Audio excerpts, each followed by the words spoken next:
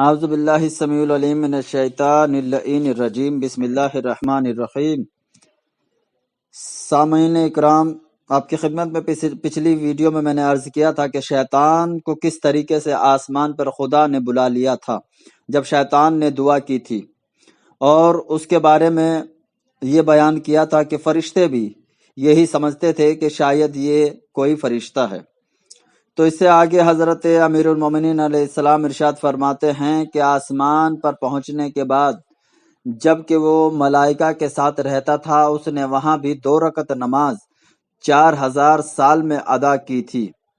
یہ وہ نماز تھی کہ جس کا عوض اس نے خالق کائنات سے مانگا تھا۔ کب مانگا تھا اس نے اس کا عوض؟ جب اس نے آدم کو سجدہ نہیں کیا اور خالق کائنات نے اللہ نے اسے اپنی بارگاہ سے مردود قرار دے دیا، نکال دیا اور اس کے اوپر لعنت کی۔ تو اس کے بعد آدم کو سجدہ نہ کرنے کی وجہ سے اسے خالق کائنات نے اپنی بارگاہ سے نکالا۔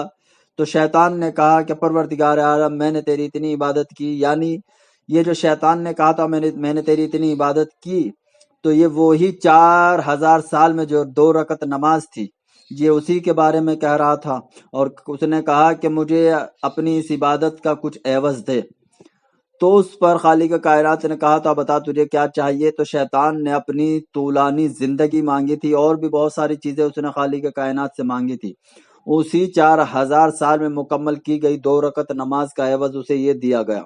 تو اس کے بعد امام فرماتے ہیں کہ جس وقت ابلیس آسمان پر ملائکہ کے ساتھ مصروف عبادت تھا، اس وقت زمین پر قوم جن و نسناس کی سرکشی و بغاوت حد سے زیادہ بڑھ گئی تھی، اور جب ان کی بغاوت اور سرکشی کی وجہ سے ان پر عذاب خدا نازل کرنے کے لیے کچھ فرشتوں کو زمین پر بھیجا گیا، تو ان کے ساتھ ابلیس بھی آ گیا، یعنی ابلیس کو بھی ان کے ساتھ بھیجا گیا، اور ابلیس نے بھی فرشتوں کے ساتھ مل کر ان کے اوپر عذاب خدا نازل کیا۔